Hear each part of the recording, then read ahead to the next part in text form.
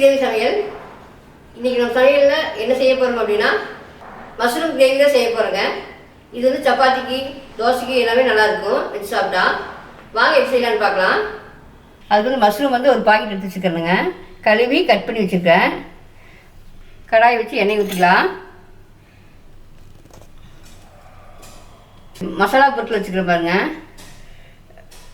இது பிரிஞ்சி இலை 2, சோம்பு, பட்டை சின்னதாக ஒரு 3, இது கல்பாசி போட்டுக்கு மணமாக இருக்கும், 4 ஏலக்காய், கிராம்பு இது போட்டுக்கலாங்க. பொரிஞ்சிச்சுங்க. வெங்காயம் போட்டுக்கலாம். ஒரு பெரிய வெங்காயம் வந்து நான் கட் பண்ணி பொடியாக கட் பண்ணி வச்சுருக்கேன், அது போட்டுக்கலாம். அடுப்பு கொஞ்சம் சிம்மிலே வச்சுக்கலாம்.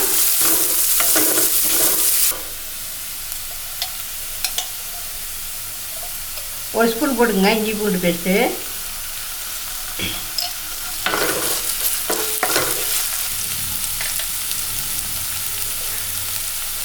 மிளகாத்தூள் கொஞ்சம் ஒரு ஸ்பூன் போட்டுக்கோங்க. மிளகாத்தூள் நான் சின்ன ஸ்பூனுங்காடி 1 ஸ்பூன் போடுறேன். மல்லித்தூள் ஒரு 3/4 ஸ்பூன் போட்டுக்கோங்க. கரம் மசாலா ஒரு 1/2 ஸ்பூன். நல்லா வதங்கி வரட்டுங்க. பச்சை வாசம் போகிற வரைக்கும் வதங்கிட்டு குட்டியாக கட் பண்ணி வச்சுக்கிறேன் மீடியம் சைஸ் தக்காளி, அதை போட்டுக்கலாம்.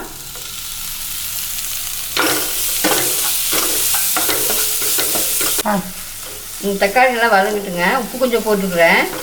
நல்லா மசிஞ்சு நல்லா வறுத்து நம்ம மூடி போட்டுடலாம். பார்க்கலாம்.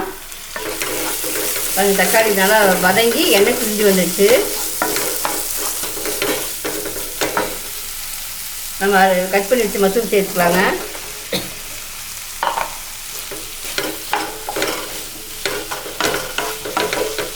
ரெண்டு நிமிஷம் வதங்கிட்டுங்க. அப்படியே தண்ணியெல்லாம் ஊற்ற வேண்டாங்க. இதே நம்ம மூடி போட்டுச்சுன்னா மஷ்ரூம்லேருந்து தண்ணி அதுலேயே தண்ணி வரும். அதனால் 2 நிமிஷம் மூடி போட்டு வச்சிடலாம்.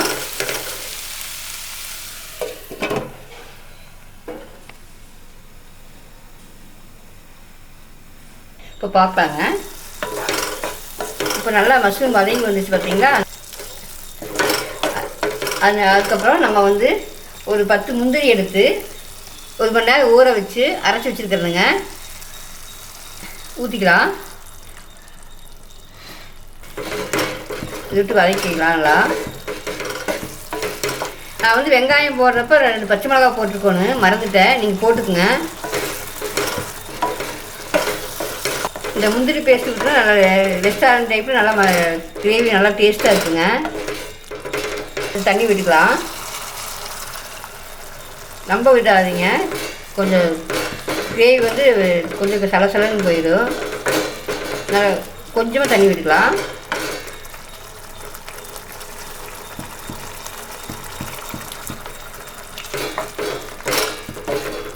சும்மா கொஞ்சமாக சர்க்கரை சேர்த்துக்கலாம். சர்க்கரை சேர்த்து அதோட ரெஸ்டாரண்ட் இது டேஸ்ட்டில் வரும்.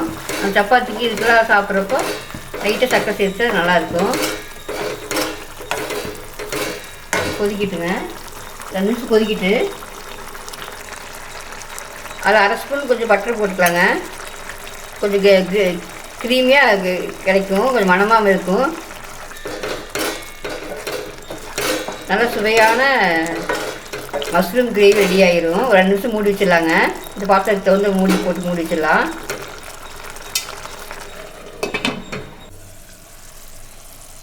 எண்ணெய் பிரிஞ்சு வந்துடுச்சு. நீங்கள் இப்போ எண்ணெய் பிரிஞ்சு வர வரைக்கும் நீங்கள் அப்படியே 2-3 நிமிஷம் விட்டுருங்க. அப்புறம் அந்த கிரேவி மணம் வரும். நல்லா இதில் போட்டுக்கலாம். கொஞ்சம்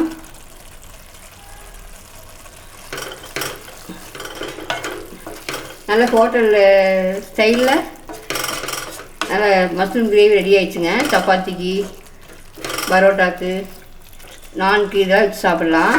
நல்லாயிருக்கு.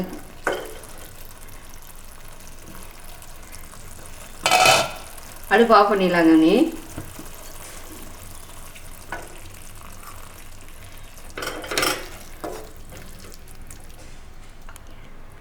நீங்கள் இதே மாதிரி செஞ்சு சாப்பிட்டு எப்படி இருக்குன்னு சொல்லுங்கள்.